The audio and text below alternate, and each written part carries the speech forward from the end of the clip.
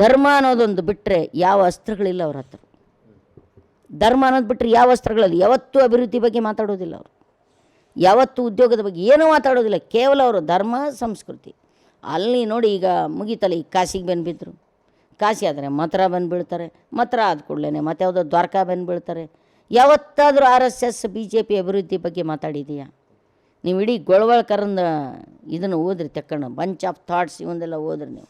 ಹೆಡ್ಗೇವಾರ್, ಗೋಳ್ವಾಕರ್ ಅವ್ರು ಮಾಡಿದ ಭಾಷಣ, ಅವ್ರು ಬರೆದಿರ್ತಕ್ಕಂಥ ಪುಸ್ತಕ ಹಿಂದುತ್ವ ಓದ್ರಿ ನೀವು ಪುಸ್ತಕಗಳು.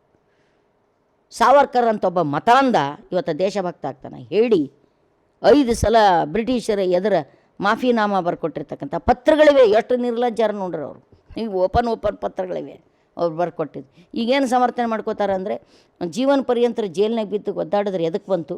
ಏನಾರೇ ಒಂದು ಹೌದಲ್ಲ, ಏನಾರ ಒಂದು ಐಡಿಯಾ ಮಾಡಿ, ಏನರೇ ಒಂದು ತಂತ್ರಗಾರಿಕೆ ಮಾಡಿ ಹೊರಬರೋದ್ರ ಮೂಲಕ ನಾನು ದೇಶ ಸೇವೆಯನ್ನು ಮಾಡ್ತೀನಿ. ಅದು ನೀ ಹೇಳ್ತಕ್ಕಂಥ ವಿಷಯ ಭಗತ್ ಸಿಂಗ್ಗೆ ಗೊತ್ತಿರಲಿಲ್ಲ, ಭಗತ್ ಸಿಂಗ್ ಗೊತ್ತಿರಲಿಲ್ಲ, ರಾಜ್ಗುರುಗೆ ಗೊತ್ತಿರಲಿಲ್ಲ, ಸುಖದೇವ್ ಗೊತ್ತಿರಲಿಲ್ಲ.